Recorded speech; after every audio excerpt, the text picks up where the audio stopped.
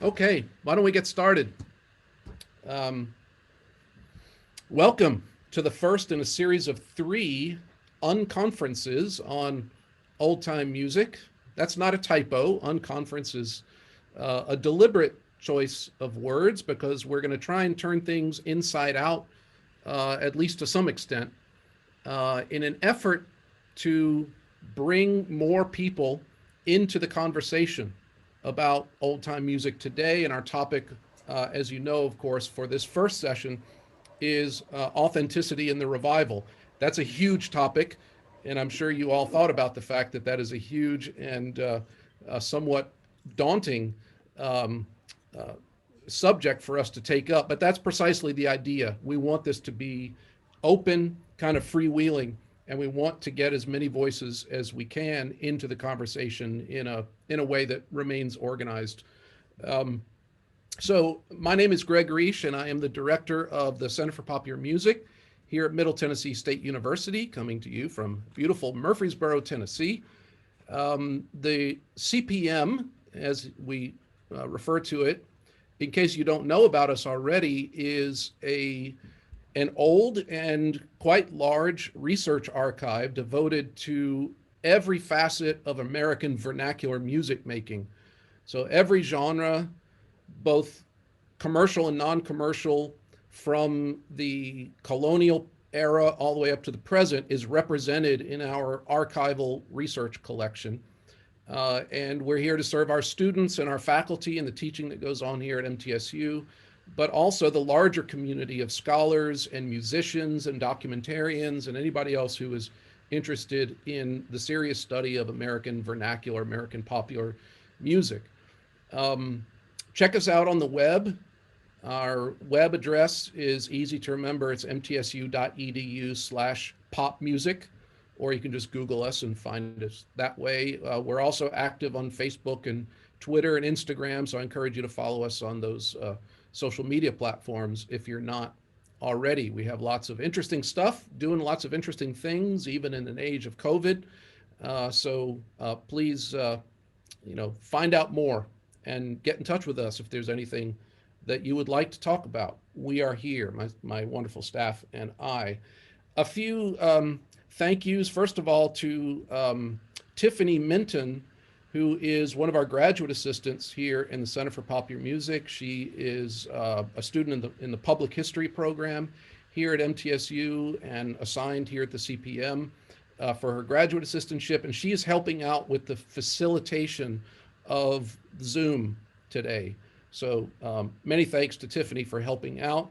Also, thanks to my co-host, Dan Margolies, who you're going to hear from in just a second. Dan is a professor of history at Virginia Wesleyan University, and he's been involved with a number of Center for Popular Music projects over the past, 5 years or so. So happy to have Dan co-hosting this and co-moderating.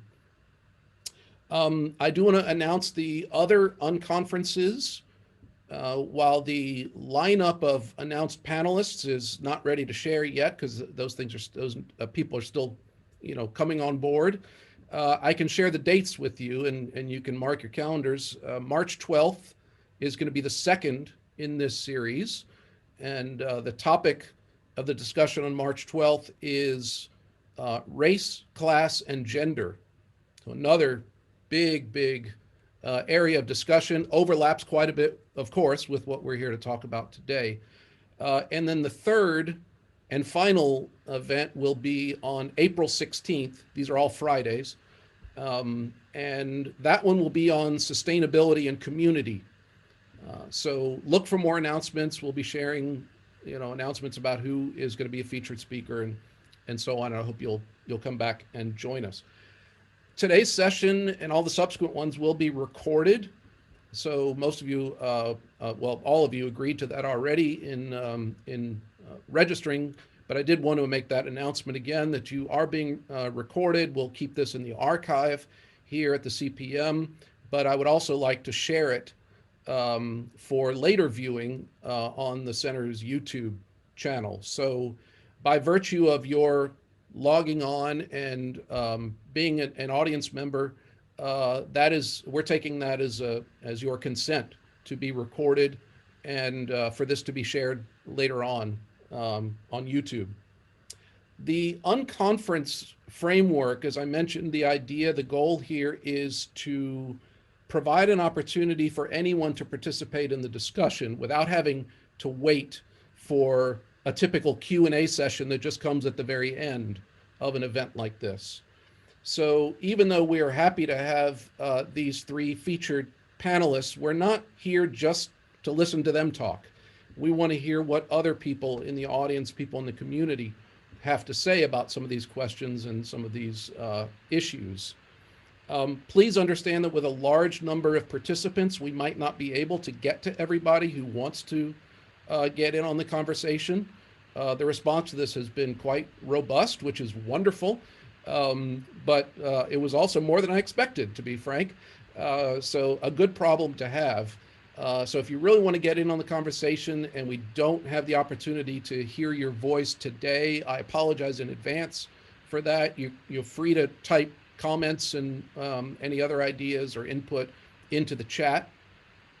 If you only want to ask a question, kind of like if we were all in a room together and you wanted to step up to the mic, ask your question, and then go back and have a seat, if that's all you want to do, which is fine, please use the chat for asking a question and a question only.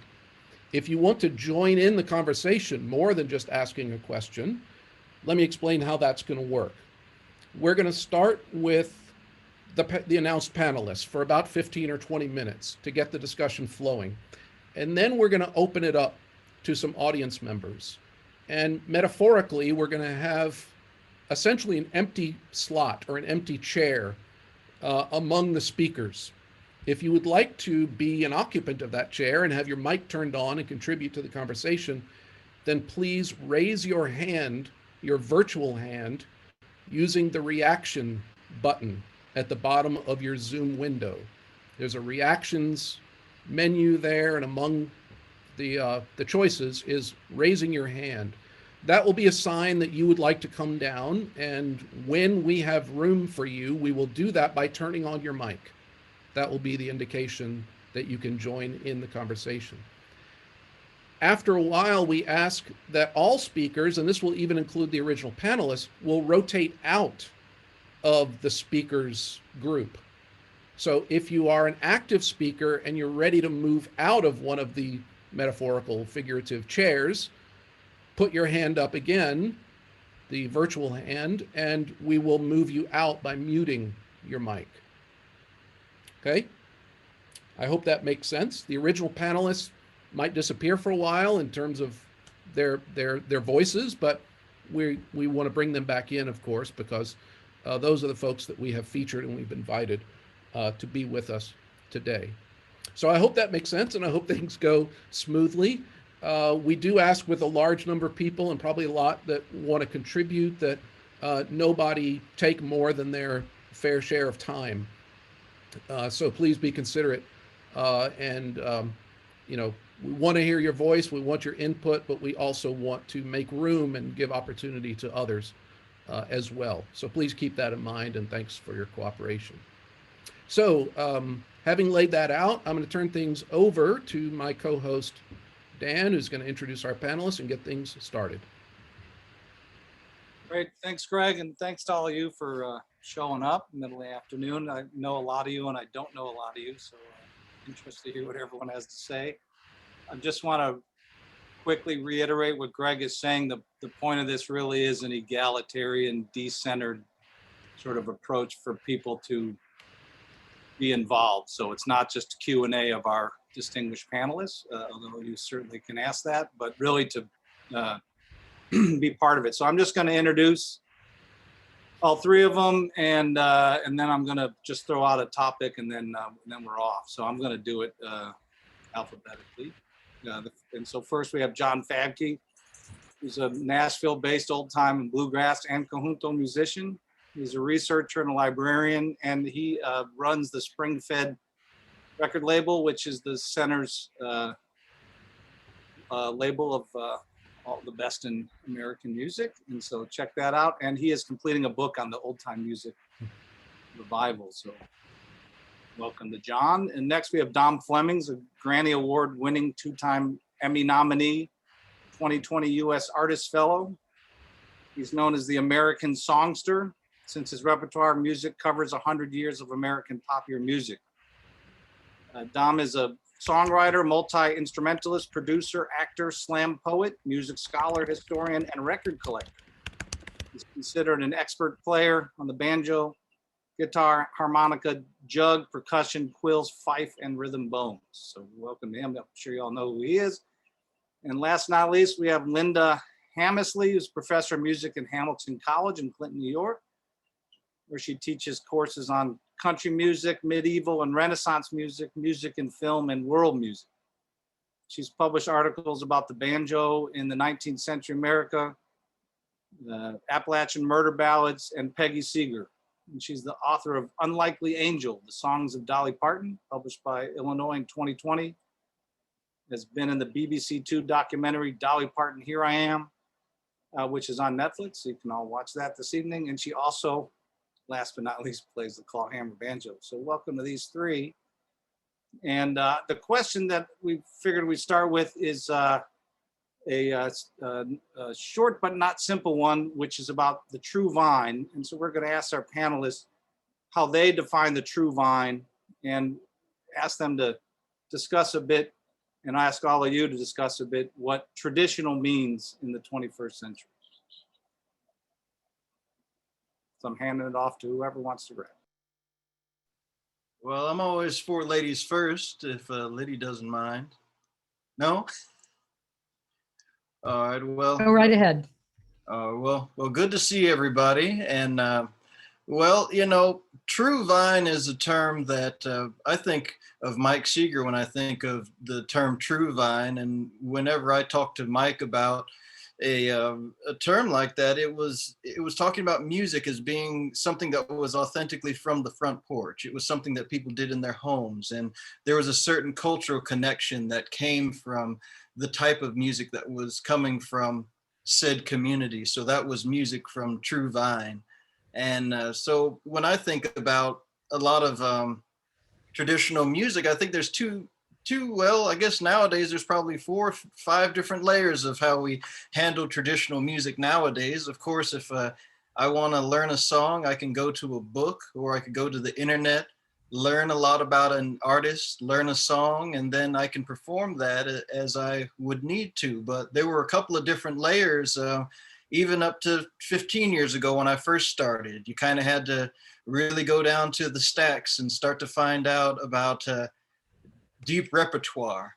And so that was the way that I started to learn about it. But music from true vine is sort of a type of music that comes, I guess, straight from the places where it comes from, way down in the woods, they call it sometimes.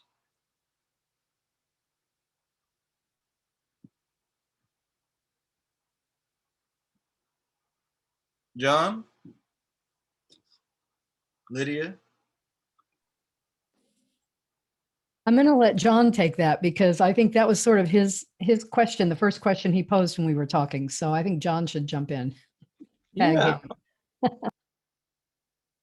I'll pick up on that a little bit. I'm like you. I associate that term with Mike Seeger, but I've also heard Roby Cogswell use that as well. And I saw Jim Leary was here. I know that they were classmates at the folklore program at Indiana University. I'd be curious to know if what the actual source of that is, whether that came from Mike and went further out. Or I see Paul Brown is here as well. Boy, there's some wonderful folks that are tuned in today. So maybe I'd be curious if somebody else can chime in at some point about the source of that metaphor.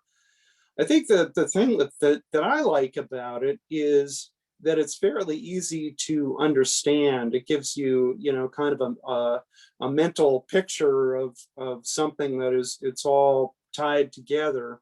I mean, as we get into an intellectual discussion of what is what is tradition, what is authenticity. Those are more complicated, tricky things to dig into. But at least the idea of the true vine gives at least an easy to visualize metaphor. I also like to think about tradition as engaging in tradition as being standing in right in the middle of the stream of a river. So you've got things coming from the past, you're in the middle engaged with it, and it's going on into the future. I mean, the pro of that kind of a metaphor, and this ties into our thinking about authenticity, is in kind of in Truvine is like this as well. There aren't necessarily any kind of qualitative things that are tied to that of being in the river and engaging with the tradition. As from where you stand, you can take the things from the past, put your own spin on it, and send it into the future. I think it's key, I think, in having been a fan of this music, as being a performer, as being a scholar, that there are certain things that kind of get you in the door, that where you can speak or play from a point of authority. And I think, once you've done the work of getting in the river, make yourself, get yourself down to the river, get cold and wet, get in the middle of it. Once you've really engaged with that, then you can speak with authority. I think, my views on what is authentic are very narrow and very broad at the same time. So, in some cases, I think we've had the good fortune through Dan's help to do work with some musicians in San Antonio recently, which has been a real treat to actually, I mean, for me, it's those experiences have kind of been my Tommy Gerald moment. I'm, of a generation that I missed having the opportunity to meet him. But the folks that we've worked with in San Antonio are people that have learned tunes from the whistling of their grandparents, or that they had gone out and worked in the field and then go to play in a cantina that night. So in that sense, kind of an absolutely narrow version of somebody who comes from the absolute true vine, somebody who's learned absolutely within the culture and has carried on the culture. But at the same time, I think about groups like the Horseflies, or a lot of people who've actually this morning somebody had posted online a video, maybe of Jeff Klaus or somebody playing with a fiddle player named Fonzie at Galax or something years ago.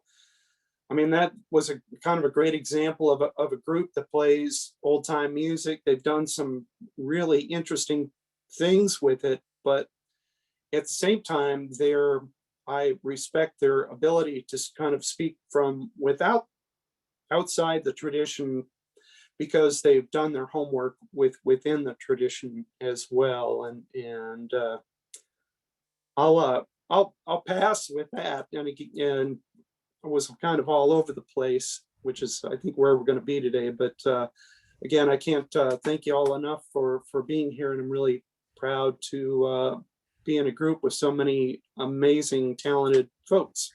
And I'm going to mute. Thanks, John. I'm going to actually just throw out one other element of this True Vine idea that circles back to Mike Seeger, and maybe that'll move the conversation along. And that is that in Mike's definition, at least one of his published definitions of True Vine, he mentions that it is music, domestic music, home music, as John already emphasized, front porch music or back porch music, as the case may be. But he also says that it's music that comes from before what Mike called the media age, by which I assume he means mass media, electronic mass media, recordings of roots music starting in the 1920s and radio starting in the same decade. I think among the revivalists of Mike's generation, and maybe still today, I don't know, but we can talk about it. But I think there was a particular value placed on music and musicians that had some connection to learning before this music started to become commercialized through radio and recordings. And yet, that's a double-edged sword because, as most of us know, there are musicians even from that era who are part of the old-time canon right now who learned tunes off the radio or who learned them from records even in the 20s. So it's not so simple as we can just say that anything learned through electronic mass media is somehow not the true vine or inauthentic, but it is a criterion that Mike Seeger himself at least put out there. So my question, maybe to Lydia, let's bring her into this, is how does mass media versus direct oral transmission, how does that factor in to this concept of the true vine or even traditional? Mhm. Well, as we've been talking about the earlier topic and then this one, I kept thinking about my friend, and I'm sure many of you out there know her, Sheila K. Adams, who's a ballad singer from Western North Carolina.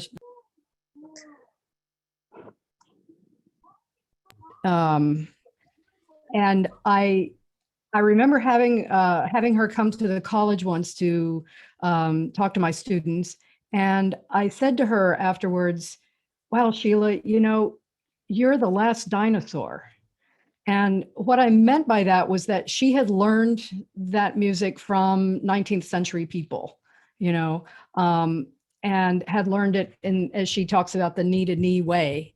And she actually disagreed with me. And she said, "No, I'm not the last dinosaur, but I saw them." So even someone like her who learned these ballads in the 1950s and early 60s as a child from old folks who had never traveled much beyond the mountains, she didn't consider herself one of the dinosaurs or one of the folks maybe that we would think of as having that kind of pre-electronic contact, and what she said about that was that the reason she didn't consider herself a dinosaur is because she was taught the music, taught the ballads intentionally, and later earned a living singing them, but had not ever really sung the ballads as just part of her life. The way that she always talked about her granny who just sang them. And I remember a story she tells of, she said, whenever I hear anyone sing Young Emily, that ballad Young Emily, she said, I smell fresh cow's milk, because Granny always sang that ballad when she milked the cows.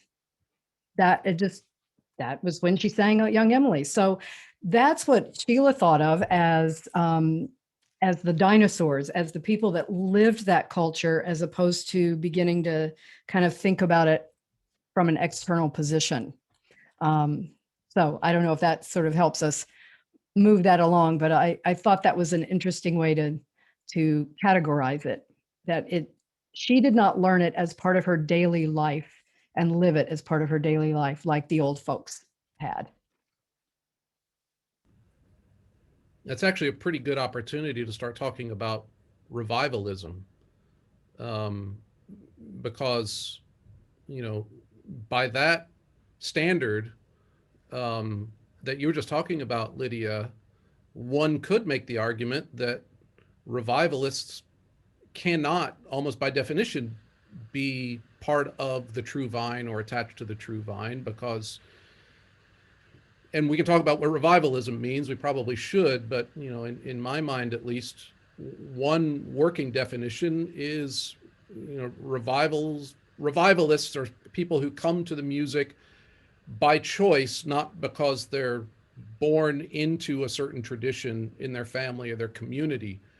And the lines get blurry naturally, but if you don't have that domestic, familial, community connection that you were just talking about, Lydia, uh, then there's always going to be a distance between a revivalist and the true vine itself. I mean, you can have access to people who were part of the true vine, but it's not. It's different. It becomes different at that point. Other thoughts from Dom or John before we open it up? We want to talk a little bit about revivalism. Well, sure. Well, oh yeah, sorry, John. Oh, Um, no, I'll go for it, Dom. I'll defer to you and then follow up.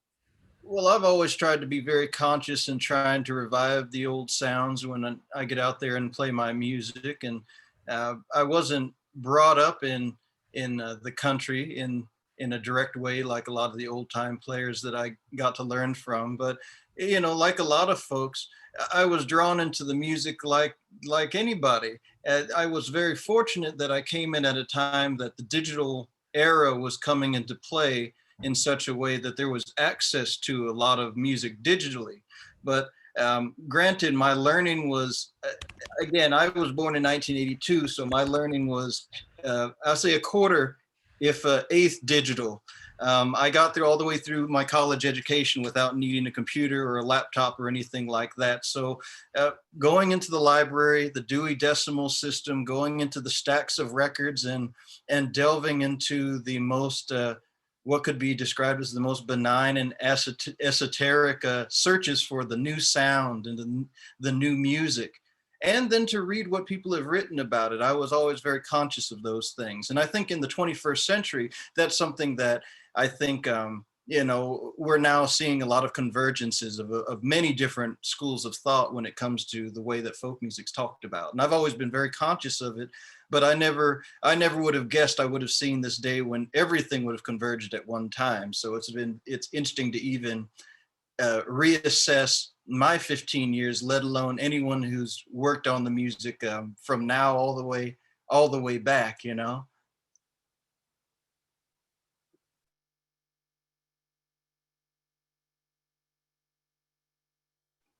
John?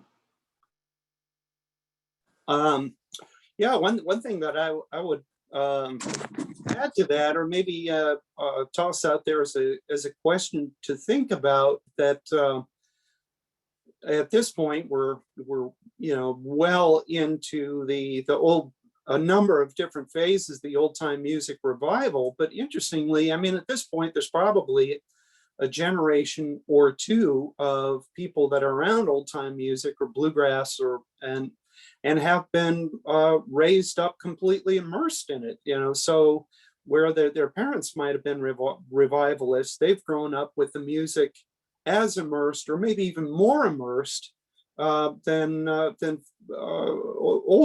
older generations. So it's an interesting thing of authenticity of somebody who is raised by revivalists and is, ends up being completely immersed in the music from their childhood, even though, that they live physically distant from the areas where the true vine music came from.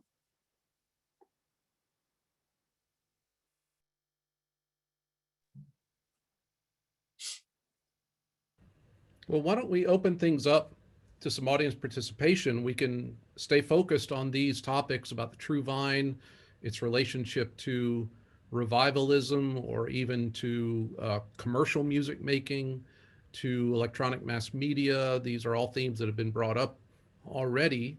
So again, to remind folks, if you would like to join in on the conversation, please use the reaction tool at the bottom of the Zoom window to raise your hand, and we will click you in as there is room. And if you get clicked in, go ahead and speak up so we'll know. Right, it's me, Susie Thompson here. Sorry, I don't want you to see all the mess behind me, not to mention me. But one thing that I think is so important to remember in this whole conversation about authenticity is the context in which the music is made. And a lot of people alluded to this. I know Dom did, and I think you did as well, Greg.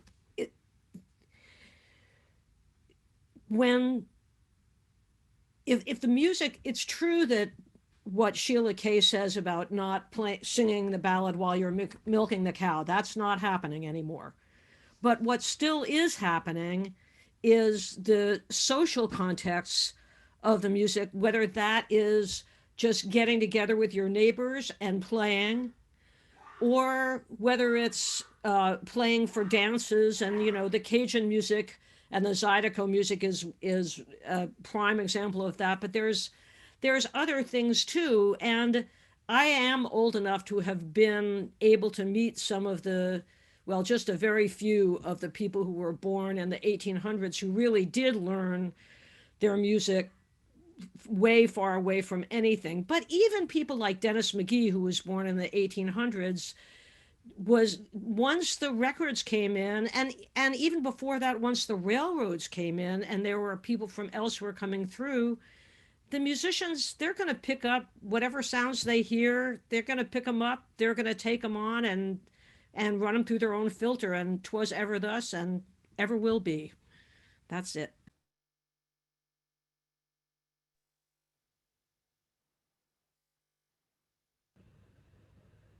Thanks, Susie. Who else we got? I know some hands are up. Tiffany, our facilitator, is working through them. If your mic is on, if it's been turned on, I think Alec. Okay, yeah, sure. Yeah. Thank you. Yeah, thank you for doing this. I actually wanted to simply raise a question that everyone could consider. And my standpoint comes primarily from the biography of Melvin Wine, and I don't know if any of you, by Drew Beiswinger, and I don't know how many of you have read it. And I also wanted to point out from my experience or from my knowledge, there have been several revivals. There was a revival in the 1920s, the one that, when Ralph Peer made most of the recordings. And most of those, I think, were sponsored by Henry Ford or something like that. There was a revival in the 50s with the New Lost City Ramblers. There was another one in the 70s. And I wanted to consider the possibility that revivals are itself part of the vine. But anyways, in the biography of Melvin Wine, it's very clear from Melvin's life that in his early years and in the 20s and 30s, he played dances and he played regularly. He also worked in the coal mines. I mean, he actually walked 5 miles barefoot to work in the coal mines and then played dances in the evening. And then he quit playing fiddle completely. And the dances were very, very bad memories for him. He quit because he became a Christian, a devout Christian, and he thought that the playing fiddle for dances was actually the work of the devil. Then in the 1950s, people became interested in him as a fiddler, and he started going to revivals and playing and becoming one of the old timers that people sat at the feet of and listened to. And I think that the book sort of tries to make the point that Melvin Wine's best days as a fiddler were during the revivals.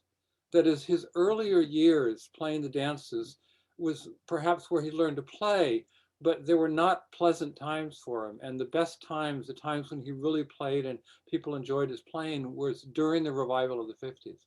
And so I just wanted to throw that out and see what people have to say about that, because I think it's a very interesting issue. Thanks for listening.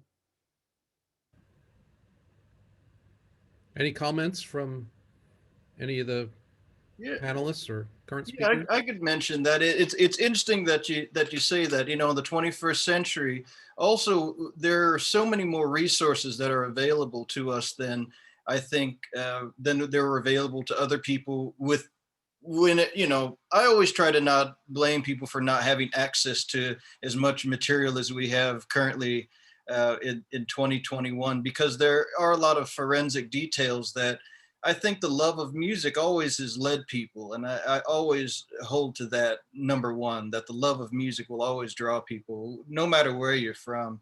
And with you mentioning Melvin Wine, it kind of reminds me of when I started to read more about Leslie Riddle's story, for example, one of the things that Mike told me when he started to hang out with Leslie Riddle is that Leslie didn't think much about his time with the Carter family when he was living it, but he actually appreciated his legacy as a musician more once Mike began to talk to him. And Mike mentioned that about Doc Boggs as well. There was a lot of bad memories linked up with what the music meant in its original context. But again, these are things that we can look at retrospectively, and I think that that only makes us stronger for context. But at the same time, I just it's interesting to see where people are in their lives and where they decide to let their music really rocket launch, and I think we can all relate to that.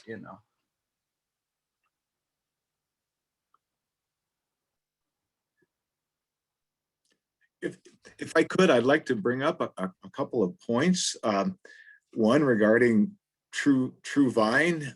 About 30 years ago, I gave a keynote talk at the Association for Recorded Sound Collections on the roots music of the Upper Midwest, which is my home region. And at the conclusion of the talk, someone complained about the value of the material I was presenting, saying that it was bastardized.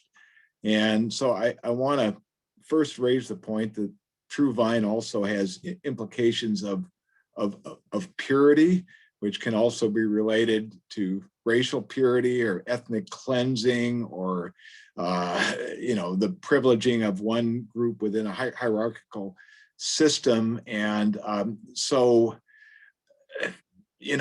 I think it's important in thinking about this concept to recognize that, and to also, as many of you have done in the discussion thus far, to perhaps conceive of that concept as being one more like a river, or what people do in the community, or I think of it as a swamp of sorts. But I also, in addition, I'd like to complicate our understanding of the term old time, because there again is a kind of a regional centric hegemony to the use of that term. I was born and raised in a small farming and logging town in northern Wisconsin, and I've been doing field work since the early 1970s in Wisconsin, mostly the Upper Peninsula of Michigan and northern Minnesota, including with lots of people born in the 1880s, 1890s, 1900, and that sort of thing. And in that region, at least since the 20s, the term old time music has been used, and is chiefly referred to German and Czech polka music and Norwegian fiddling.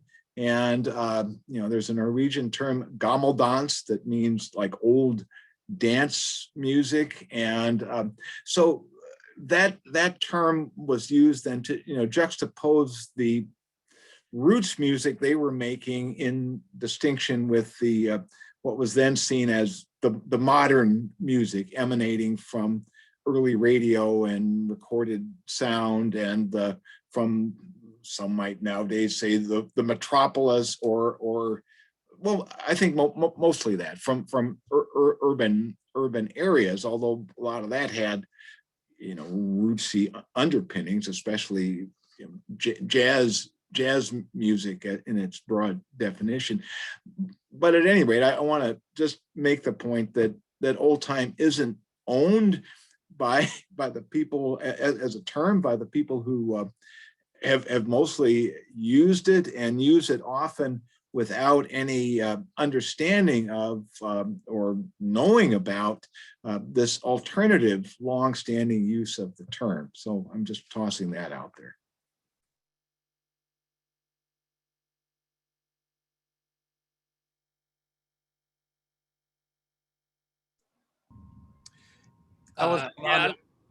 Oh, sorry. I like that what you just said about the purity. That's true. That's some pitfall we have to try to avoid.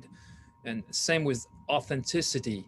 yeah, the life has changed. So we don't have to go milk out the cows, but does that make somebody living in a rural environment and learning tunes less authentic?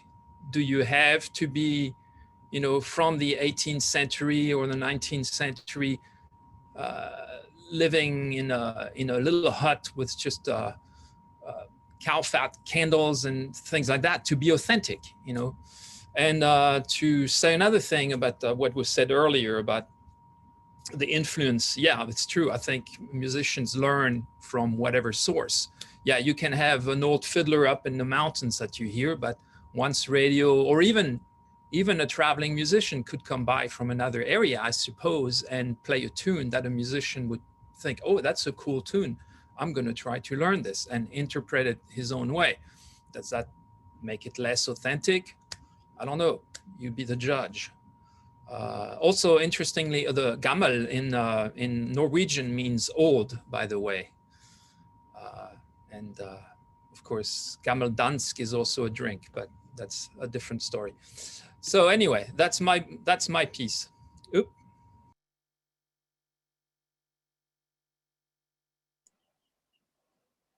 Well, real quick, a bunch of the, Jim and also Alex McLean made points that I just wanted to underscore. And I was thinking that a vine is not very robust. If it can be snipped off and then stopped, and then everything thereafter is somehow disconnected from it. So I do think there's a difference between tradition.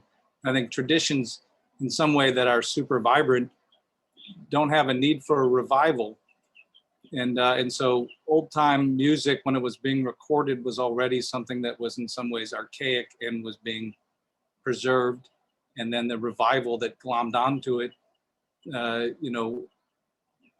it feels itself alienated from that tradition, or alienates itself in ways that I think relate to maybe an unwillingness to, an unwillingness to see an accident of birth in terms, in temporal terms and also regional terms. So I think in some ways, some of the other very robust ethnic music, traditional traditions that are all over the United States that haven't, that have persisted, they haven't had a revival per se, because the true vine, there isn't really a notion of alienation from it. So I think partly this is a modern alienation.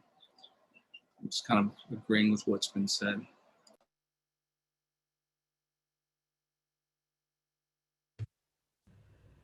Yeah, I wanted to come back to a couple of things that were said. My example from Sheila was sort of intended to kind of expose that notion of authenticity as tied to a particular time and place and idea, but not necessarily to embrace that notion myself. I still think Sheila's part of all of that, and lots of people are.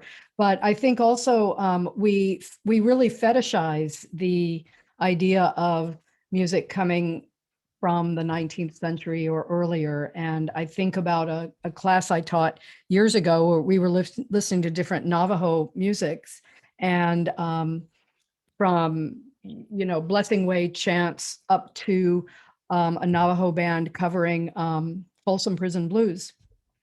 And my students insisted that that wasn't traditional. It really wasn't Navajo, because it wasn't traditional Navajo music. And I remember kind of grappling with, how do I get them to kind of think about this? And I said, and this was before the year 2000, I said, do we not allow Navajo people to be members of the 20th century?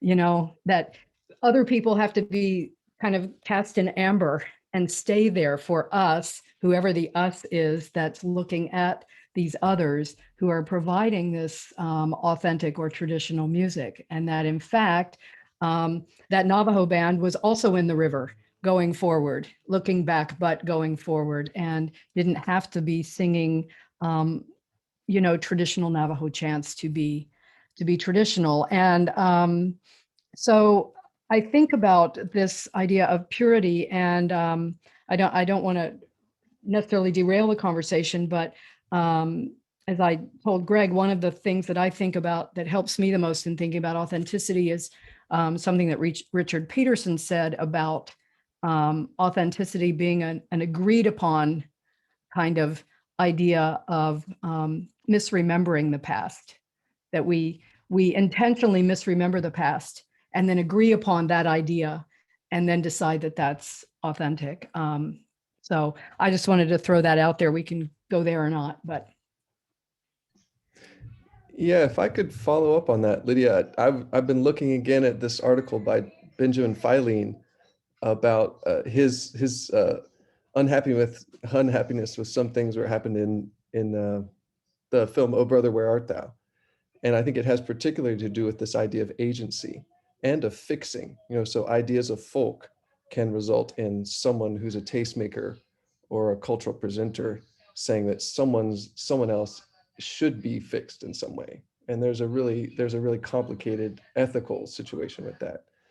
And but that idea of the flowing, that's exactly the image that he proposes at the end of his article, that tradition can be seen as something that is fluid and that moves and changes. And I think that's really exciting. And yeah, I love the idea of these metaphors, but I think it's really important to consider their context. We talk about we're talking about the context of old time and things. But I think it's really important to think about the context of revivalists. Alex's point is really amazing. You think about then what's the context of the 1950s. Jordan Laney, if y'all know her, she's a scholar who writes about bluegrass and other subjects in Appalachian studies. She posed in a discussion earlier this year, really important set of questions that you should ask when you're thinking about these kind of questions. Who is included in a conversation, in a particular dynamic or situation? Who is excluded? What was going on in the United States when this was going on, or in the world, right? If we think about those kind of contexts, the 1950s as a time when revival of fiddle music would be acceptable, right? It's that if we think about the larger frame and the context of revival, I think it leads to fruitful questions about the kind of concerns that we're getting at.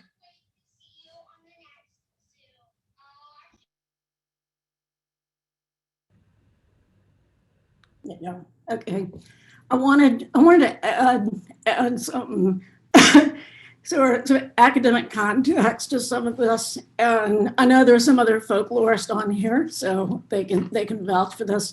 I think it's helpful to know a little bit about the history of folklore as a discipline, and to know that these ideas of community and authenticity and tradition were coming out of a time, pre-1960s folklore scholarship, in which scholars were trying to trace the origins of various traditions, folk tales, folk songs, and all.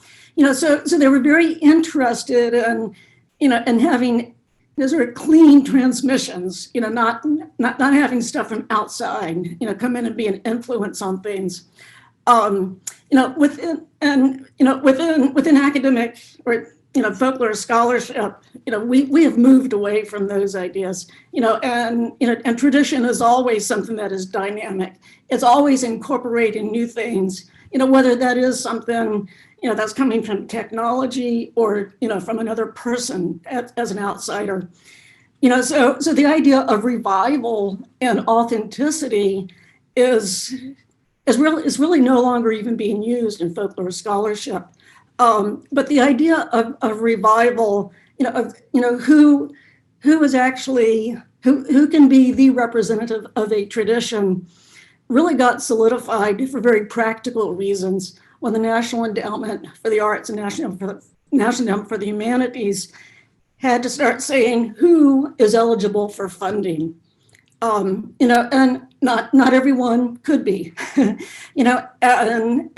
at the time, a lot of these people were still alive. This is late 1970s, early 1980s when the guidelines were being drawn up. And people wanted to make sure. Bess Lomax Hawes she was one of the leaders of this. She wanted to make sure the money was going to the old guys, and not the younger people, or people like her brother, who already had access to the media and access to funding, and then the guidelines, they've ended up kind of crystallizing some of these concepts for us. And the newer understandings of authenticity as being something that's simply constructed, that there is no such thing as a pure tradition. There is no such thing as a pure vine. People have always been involved in tradition, and tradition has always been fluid and dynamic. So these ideas are very outdated, and they're kind of holding us back. It's a false dichotomy, as Barbara Kirschenblatt-Giblet has stated in terms of something else. But I think it's helpful to know where these ideas are coming from, because there was a real purpose for them at the time, so now we need to look at, why is it important to talk about whether or not something is authentic?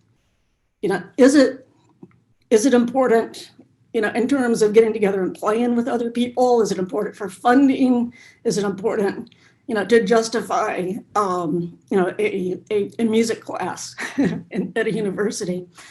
So I think that kind of context is really helpful to understanding all this.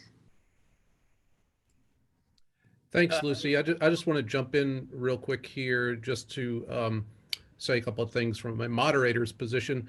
And that is, I understand that some people are having trouble with the hand raising feature. If that's the case and you want to speak up and join the conversation, please message me in the chat, and we'll try and get you into the queue for speaking. Apologies if we're having some kind of technical problems. And then the other thing is, speaking of the chat, there are a lot of excellent comments that are flowing through the chat. So if you're not already looking at it, some of you might want to turn your attention to it.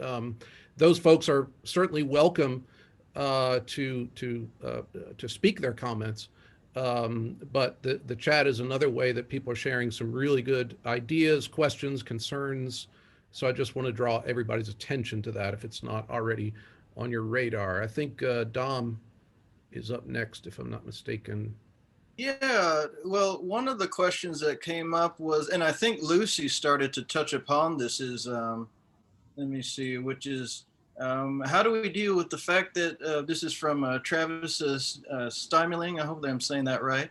And how do we deal with the fact that notions of authenticity have historically weaponized to marginalize and eradicate people of color? That we continue to use language with a basis in eugenics is deeply disturbing. And I think Lucy started to talk about that as well. As we have to think of folklore before the 1960s is closer to the folklore of the 19th century than of the 21st century. So some of the more disturbing terms, I think about this a lot actually when I read some of the old books where they have an introduction where they have to they take somewhat of a condescending tone on their subject matter.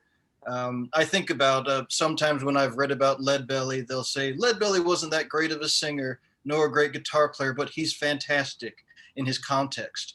And I think that is when I first read something along those lines, it sort of irked me because when I hear Leadbelly, I think he's one of the greatest performers of all time.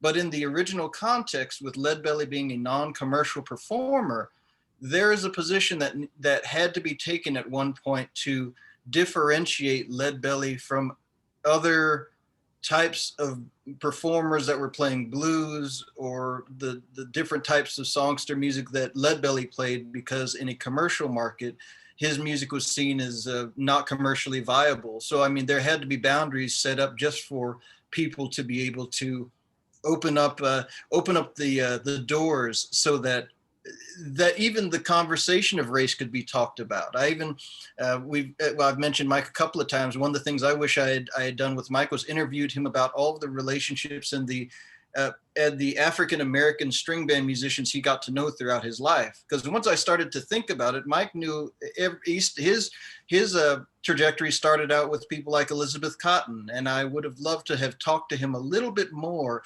about what he thought about the bigger context of Black string bands through his personal experience. But again, Mike, like John Cohen or any of the New Lost City Ramblers, they come from this wonderful generation that started to ask questions that I think in the original context might have been impossible or just not thought about in the original context. So I think in a certain way, their type of revivalism allowed for a lot more social space. I'm not going to say they fixed everything, but there was a lot more social space that was opened up so that we could now have bigger conversations this day. And I want to just pass the rest of my time over to Mark Rubin, because I've seen his hand go up a couple of times. Good to see you, Mark. Let me unmute there. Thank you, Dom. Boy, first off, I just want to say this is probably one of the best conversations on this topic that I have ever been involved in or heard about. So this is some incredibly smart people. Yes, Dan, go tell it to the NCTA. I just want to go back. I've been making notes on people's conversations here. First off, I wanted to go back to what Susie was talking about, how, and what Dom just said, context is absolutely key in every one of these things. This idea of the true vine, this really kind of upsets me in one respect because it has this word true attached to it.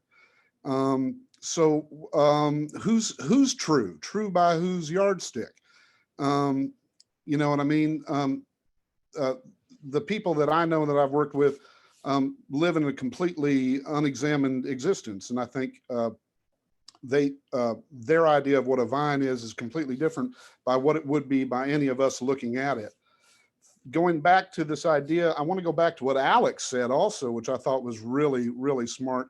This idea that there's a revival culture, that if music is simply the soundtrack of a culture, then hasn't the people who appreciate old time music, but it's not part of their life, as was said earlier, it's not part of their everyday life, but they've made it a hobby, and then maybe they've gone even further and they've made it part of their life, and they go and play with friends and they go and play dances. Isn't that now its own vine? Is that not its own culture? Isn't that not valid of itself? So maybe it's not a continuation of this other vine, but doesn't it have enough rich soil enough to be its own? So that was a point that I keep coming back to when you use this word authenticity. Authentic to what? It's utterly authentic to the experience of the people who are involved in it, is the best I can tell. Also, going back to this idea that Susie had made earlier, is that authentic, guys like Charlie Poole, they would go and play dances all the time, and they would play Boil 'Em Cabbage Down, but they also learned a big chunk of their material from 78s. And we know this because we have his box of 78s that he learned from, and that he went out and was a commercial artist. And so this blurs entirely this line between what is authentic and what is commercial. And so basically those were the points that I wanted to bring up at this time. And I'm loving this conversation. I think that what you said was great, Mark. And I will add that a quote that I cannot find. And if somebody finds who really said that and how it was really said, but what I remember is it might have been Bela Bartok, saying that traditional music is a fire that needs to be fed new wood and not embers to be watched dying. Ponder on that.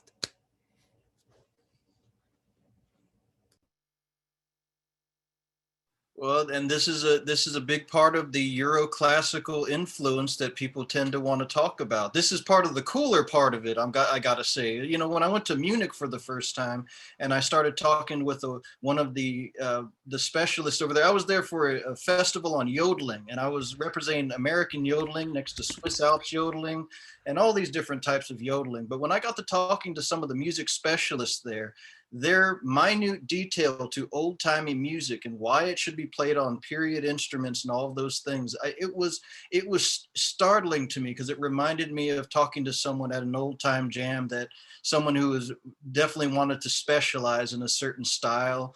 And it was really amazing to be able to have a conversation that felt very much along the lines that we have in the old-timey communities. So these are also kind of the cooler parts of a Euroclassical tradition being an underpinning, especially when we're also talking about race as well, because of course Dvorak really elevated Negro music by saying that the Negro melodies needed to be made into their own types of songs, which it was one of the catalysts for ragtime, which is its own sort of interesting journey with talking about authenticity, genealogy, and African American musical practices. But of course, I think that there's just a value in being able to, again, feed that fire. It's something that everybody can get in. Everybody can get into. The fire can't be too big, but it can't be too small because everybody has to get involved. I'd love to hear what Greg has to say on that at some point if he gets a minute.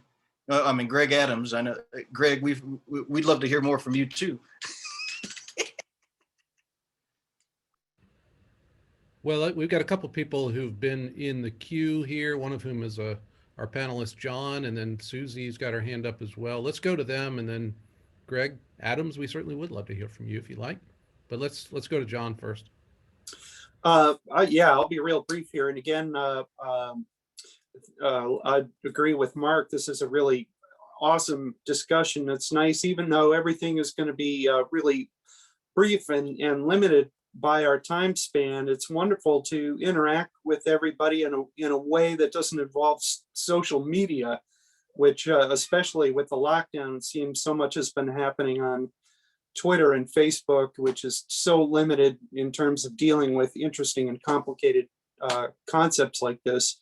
But I wanted to send a question out to George Jackson. We've discussed some of this, and I'm curious about somebody, what George has thought about authenticity in terms of his playing old time music and bluegrass and being a tune writer and a teacher. What George's ideas of being authentic and being an immigrant. And I'll mute. Would you like me to say something now? Hi, everybody. I've been listening very interestedly to the discussion and enjoying it. Yeah, I mean, look, this is something that I've thought a lot about, being that I am an immigrant. An English-speaking white immigrant. Yeah. I kind of, I wrote a piece about authenticity and how I've been trying to engage with that. I fell in love with playing American music when I was a teenager, and it was bluegrass music that caught me first. And as I sort of looked further back, I got into old time music as well. And I still sort of play those two styles of music pretty concurrently. Sometimes I try to blur the lines of them a little bit. And I kind of decided that one way that I could engage with being authentic in the old time community was to write my own melodies. I suppose geography is such a important part of this authenticity discussion. When we talk about old time music, we're always talking about, whether this is Kentucky music or Tennessee music or, mountain music or Midwest music. And also, someone has brought up to me before that's also a very sort of colonial scope to be viewing things through, states being what they are. There's just so much in that. I suppose I decided to dip my foot into the old time scene here when I moved over here by sort of introducing myself and releasing an album of my own tunes, because I felt like I could be the most authentic in that way. No one could sort of say that I was not playing whatever inauthentically, because it was my own sort of interpretation of my own music. And I kind of when I got to thinking about it, started sort of thinking about whether or not you know, immigration to this country is kind of integral to old time music in a lot of ways too, you know, being African immigration or European immigration. You know, I sort of made a point in an essay that I wrote for No Depression about whether or not the fact that I was an immigrant of a sort made my contribution, you know, sort of cheekily sort of suggested that maybe me being an immigrant meant that I was actually more authentic, you know, in presenting old time music. Is a little bit of a cheeky position, but just a thought. Anyway, I wasn't really planning to say anything, but maybe I can send in that little link on the essay that I wrote, and people can read it if they want. I'm sure that my views have changed a little bit since I wrote it, but it's some interesting stuff anyway. But yeah, I don't know. If I think of something else to say, I'll say it. But thanks for throwing me in there, John. Thanks, George. Let's go to Susie, who's been waiting a while, and Paul Brown after that. Both have had their hands up for a while. I just wanted to say that, just getting back to that concept of true vine, I think for me, certainly, and possibly for Mike Seeger as well, that true also means emotionally true. And that's a very subjective term, but I think it's important in this context, or in the context of any music, really. And it's what something is going to mean to a person emotionally, like me, a Jewish woman from the Northeast. I might love the blues, but it's going to mean something different to me than it's going to mean to a Black person, and it's going to mean something different depending on where that person is coming from too. But it's all true in that context. And I think whether something's authentic or not, to me, it has more to do with why the music is played and the context that it's played than whether the tune was learned at grandmother's knee or from a record or at some jam session at Clifftop. That's it.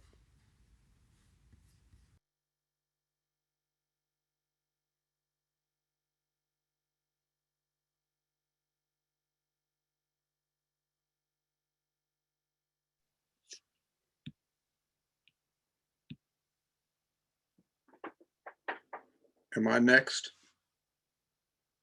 Oh, good. Okay. Well, anyway, first of all, I feel a little hesitant to talk in this group because I'm seeing a lot of academics, and I'm definitely not that. But I did manage to be a journalist for quite a while, and I like to play music. And for 2 years, 30 years or more ago, I played music professionally because of Mike Seeger wanting me to do it, and who I met by accident at Tommy Jarrell's house, who I also met by accident when I was traveling with a friend to Madison County to see Aunt Deli Norton, because my friend was a friend of Sheila Rice, who was Sheila Adams. Okay, so that's been my trip. But anyway, I started learning this music from my mom, who was part of the great American migrations from the South to the North in the early part of the 20th century. So it was songs, and I never knew that there was a thing called old time music until I went to the 20th anniversary concert of the New Lost City Ramblers, when I was dragged there by a friend. And I thought, oh, well, this sounds familiar. But I was a Northern American kid with a Southern family and then an immigrant family on the other side, singing songs that my mom sang at home, separated from what she'd heard when she was a kid, but it was just part of the soundscape. So I knew all these songs. And then when I went to college briefly before I dropped out, a friend of mine showed me an album of the Bogtrotters, okay? And on this album were like 4 songs that my mom knew, that I knew from when I was a little kid, but with different titles and slightly different words. So it was right at this time that authenticity and the whole ethnomusicology scene was coming in, and we had our first ethnomusicology professor at school there. I'd never heard of the topic. And Charlie Seeger came and spoke to us and stayed up later than all the kids. That was long before I met Mike Seeger. So as I think back on what happened to me personally, then I started to move around and I wanted to hear more people who sounded like my mom. And when I heard that Bog Trotters record and I heard Fields Ward sing, I went, oh my gosh, this guy's using his voice the way my mom does when she sings. And that just sparked my curiosity. It was totally innocent and naive, I guess. So I started, we would go down south almost, every couple of years and visit family and friends. And I just got more interested.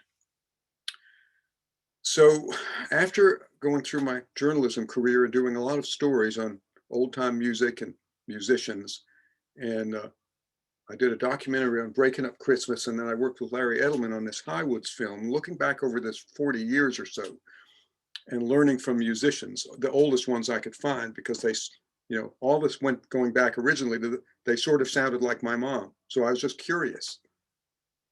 And getting distracted by getting into world news and all that sort of took me out of the swim of whatever the music scene was. I just kept playing. But what I have come to now, and I should mention, I've got an apprentice now in ancient fiddle styles through the North Carolina Arts Council Folklife program, which I find highly ironic. He wants to know about the oldest fiddle bowing styles that I learned from the oldest people that I was able to find, all of whom are now dead. I think it's a really cool thing to be doing, but it does get me thinking about this whole topic of folklore and how people are categorized in authenticity, which is why I decided to come to this conference, just to listen. But I guess I should say this one thing, which is that over these several decades, there did seem to me, when I started my radio career at WPAQ in Mount Airy, North Carolina, so that'll give you a little more context, where all these things were happening at once. There were several levels of culture that I was seeing coming out over the air every day at this radio station. So it really woke me up to the fact that at that time in the 80s, you could hear a direct descendant of the fiddle playing of Emmett Lundy through his next door neighbor, Luther Davis, and watch him play. Get into your car and drive down back the mountain to Mount Airy, North Carolina, tune in WPAQ along the way, and hear Tommy Jarrell, the Fadrells, the African-American family band from Patrick County, right next door, and then maybe hear Benton Flippin and the Smoky Valley Boys, Ralph Stanley and Wilma Lee Cooper before you got home. So there were at least three solid generations of musicians within tradition playing and active in that community who you could see and hear in that day and time. So I realized that it was a rare moment, that what I guess Mike Seeger would have called the true vine, we used to have that discussion every now and then, there really was a turning point. But for me, the turning point was economics, history, and technology. From what I could tell from the styles of the people who were around, say I was playing a lot with Benton Flippin back those days, and Tommy Jarrell and Luther Davis. So I saw three streams of fiddle style, just not even let's talk about the singing. So there was this old, almost Celtic style that Mr. Davis was playing. And it really did sound almost Irish or English country dance. It was very different from what Tommy Jarrell or even Norm Edmonds over in Hillsville, Virginia played. And then there were people like Benton Flippin who were somewhere in between Tommy Jarrell, Arthur Smith, and bluegrass. So they were another generation. And then there were younger people who were playing bluegrass and what folks would call these revivalist kids coming in and out of the community, going to fiddlers conventions and that sort of thing, and the Highwood string band, that sound. It was related, but it wasn't the same. So as a journalist, I came to believe over the years, since I was trained to look at the whole story of things as best I could understand it, that this idea of authenticity and folklore was going to have to change with changes in culture, society, and technology, including improved travel, amplified sound, which allowed people to play in larger dance halls and change the whole structure of square dancing, and performance. You know, Earl Scruggs said what he wanted to do. He told me in an interview at his house, he said, I just wanted to get out of the textile mills. He wanted to get, so did Wade Maynard. He said the very same thing. His brother, J.E., and he just wanted to get out of that mill worse than anything. And Rose Maddox's brother, Fred, said the same thing when they got out to California. He said, I wanted to get out when he went on the radio. He said, I wanted to get out of those fields and I wasn't going back. So he told the radio manager, well, we've got a girl singer and we've got a band. He said, I didn't know we had a singer. I didn't know what announcing was. So the way I feel about it is that the Second World War and the technologies of that era really did, to some extent, break a thread in tradition in terms of geography and culture. People could travel, they had electric power, they could listen to the radio records, all that. And I feel that the folklore profession was slow to understand that, so that a lot of people were not recognized for the value that they had, as Dom said, during the periods from the late 40s through the late 80s. And I'm happy to see some change in that now, because we're only one generation away now from the very last people who came up in that era before those technological changes. It really is a big turning point. It's been going on for about 40 years. It's been shifting. But almost all the people I played with back then are passed away now. That's it. No one will ever get to see them play live again out of their environment. And that environment is gone. I watched it disappear as tobacco fields and cornfields were cut up and made into shopping centers and housing developments starting in the 1980s. It was happening. So you could watch it happen. So I just hope that the profession understands that these traditions, they'll continue in some way, but they have to change. And we have to recognize the total American story when we consider this kind of music and cultural expression. It's not going to stay the same. And it's kind of gratifying to hear some of the comments that I've heard. And it was interesting, super interesting for me to hear Lucy Long sort of give us the context that we needed, because I remember that history. But it's going to be different. So I think we have to have open minds about what is good music and what is good expression, what is valuable for people to hear. Sheila Adams told me that one of the reasons the ballad tradition stayed as strong as it did through her generation was because of people coming in from outside communities. She said this on an interview. It's on our Across the Blue Ridge site. We did a stage show at Bluff Mountain Festival where I interviewed her and we had music and all that. And she said it was a lot of it was the people coming in from outside Madison County who would give it a sort of a jolt every 20 years or so. So she talked about, Sharp, and then some other people who came in later. And then she mentioned John Cohen in the 60s. And she said each of these things reaffirmed that tradition for people in the community. And I saw that happening over and over again. So all I'm saying is this is a very confusing, huge topic for me. I remember seeing people, categorized out of being paid attention to, like Benton Flippin was considered too modern by folklorists when I was in my 20s.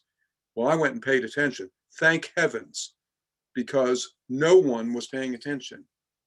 And now there's at least some good documentation of the totality of his music career through WPAQ and elsewhere. I don't know. I just think we have to change and be flexible in how we see tradition, how we look at authenticity. And I think the biggest single thing we can do is to recognize that all of these streams, including the folk music folks from urban places, are part of this story, and that folklorists must look at the American story in its totality, whatever that means, and accept, sort of embrace the changes. Thank you.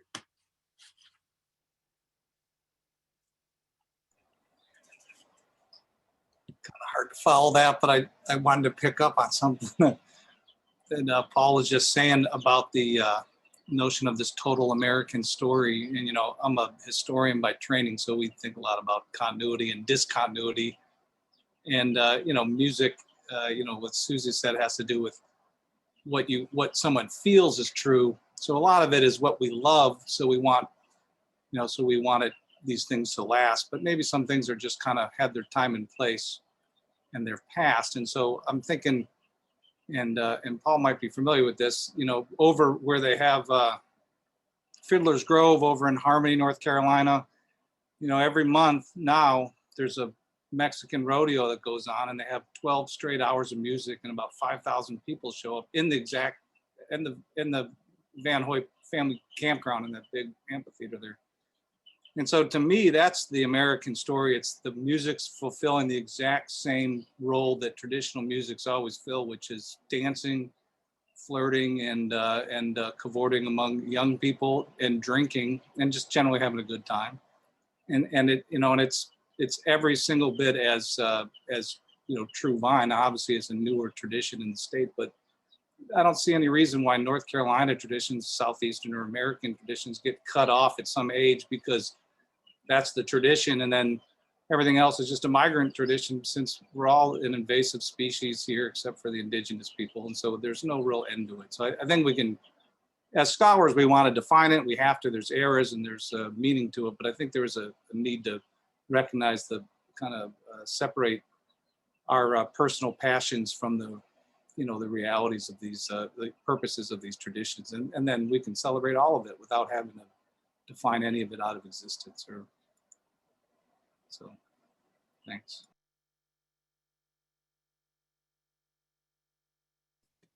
If I could, I'd like to pick up on one great point that Paul made via Sheila K. Adams about the important contribution that outsiders' interests in sort of roots or community performers, you know, the importance of that interest. And I'm thinking in my own Upper Midwestern experience about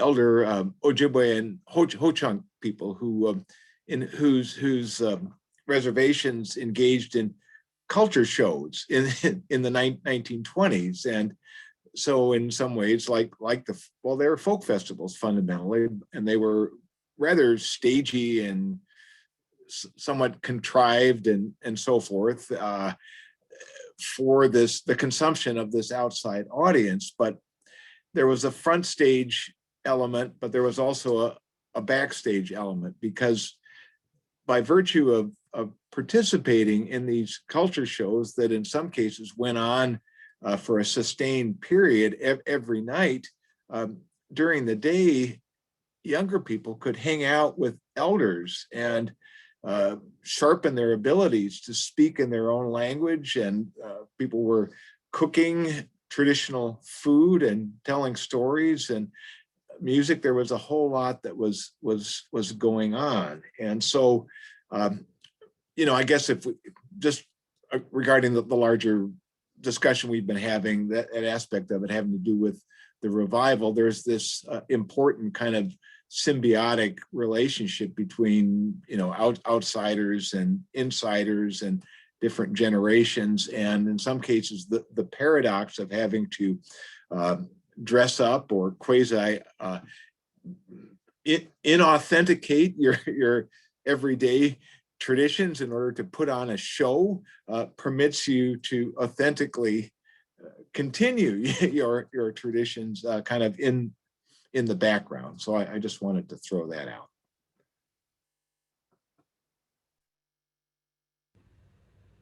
Paul Wells, where did you go? You had your hand up. There you are, Paul.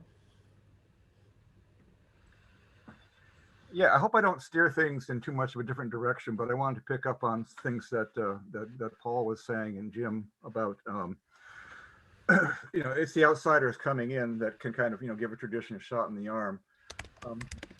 I can look at the example of Cape Breton fiddling, which is an area that I've been working with a lot ever since I moved back up to Maine. In the 1970s, when was it, Sally? 1970 something? 71, early 1970s, a film was made called The Vanishing Cape Breton Fiddler, where it said, oh, this tradition is dying, all the old people are dying, and the young kids aren't picking it up. Well, what that did, I think, was that a CBC production maybe? It was some big high power production. The effect that had was that people locally took this as a kick in the head and said, holy crap, we better do something about this. And they had a big festival in Glendale of all the fiddlers, and it attracted, I don't know, 100 people, maybe 100 fiddlers. And what they were doing was saying, we're not dying. This is a show of strength. Damn it, we're here. And that was, a total. And since then, Cape Breton fiddling has really taken off, and it's had some encouragement from outside. I mean, Mark Wilson did a lot of recording in the 1970s, and Natalie McMaster has become a big star, and Ashley McIsaac have really taken it off the island. But that was a revival in the best sense of the word. It came pretty much from within. There weren't arguments about who's authentic and who's not, and what's the proper style and what's not, because they knew what it was. It just, brought more of the people out of the woodwork, and really brought a lot of more young people to the tradition, going hanging out at the feet of their fathers and grandfathers and uncles and folks down the street. It's gotten a lot more women involved in the tradition. My point here is that revivals can come from within, and in this case, there's not, like I say, there's not a lot of argument about what's authentic and what isn't, because they know. They're just doing it. Is there anything you want to add to that, Sally? I'm talking to my wife across the room here, who's much more knowledgeable about Cape Breton fiddling than I am, but she won't come over here and talk. She's busy. Anyway, I hope I didn't steer things in too much of a different direction, but there are a lot of factors to be considered in talking about authenticity and revival. And it's not always the folklorists that coming in and screwing things up. It's people from within. If the tradition is strong enough in the first place, people can pull themselves up by their own bootstraps.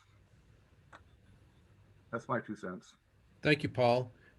We are just about at time here, but I know Susie Monick wanted to weigh in, and so let's give Susie the last word, and then we'll wrap things up. Take it away, Susie. Okay, the woman has to have the last word, I guess. But I just wanted to say that we formed our all-girl band in 1970, and we didn't have any role models to go with. So we had to kind of form our own type of music. And my banjo teacher was Tony Trishka, who kind of taught me, like, you can learn a song any kind of way. He would show me Pete Seeger style, clawhammer style, but then he said you can take it your own. You can do bluegrass, you can do jazz. So anyway, getting back to the girl band, we did Andrew's sister songs, we did Coon Creek girl songs.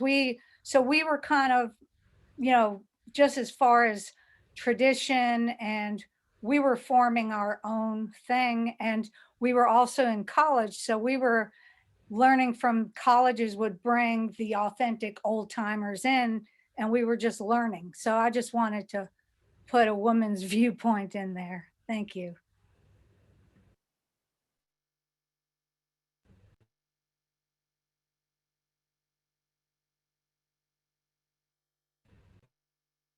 Mic's off, Greg.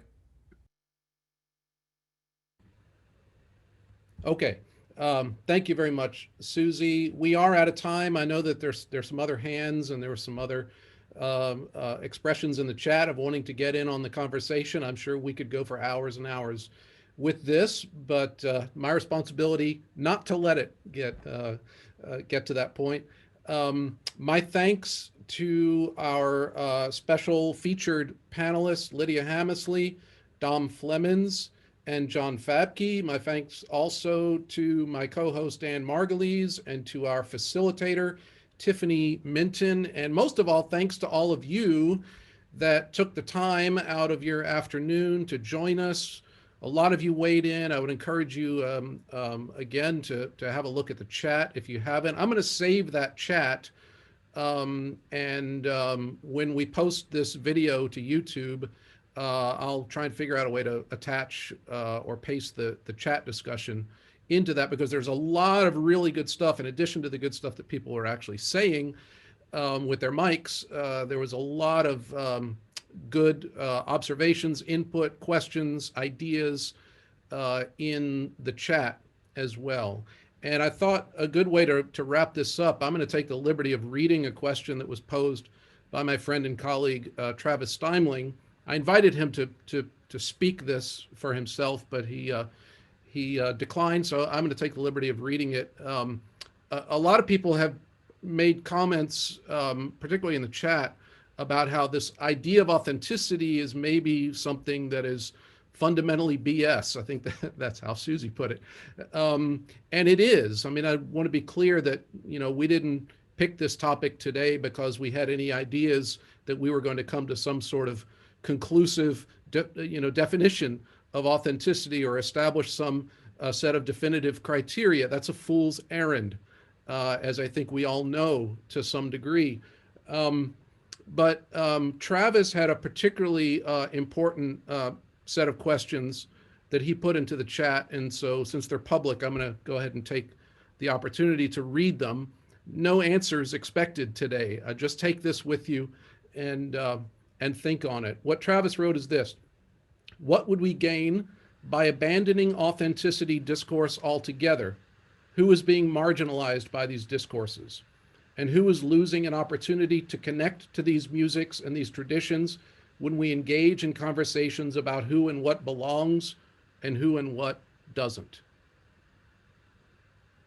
So join us for round 2. I hope you will, March 12th. Look for more announcements about the lineup and the exact time, which might not be at the same hour. We'll see. But thanks to you all. Have a great weekend, everybody.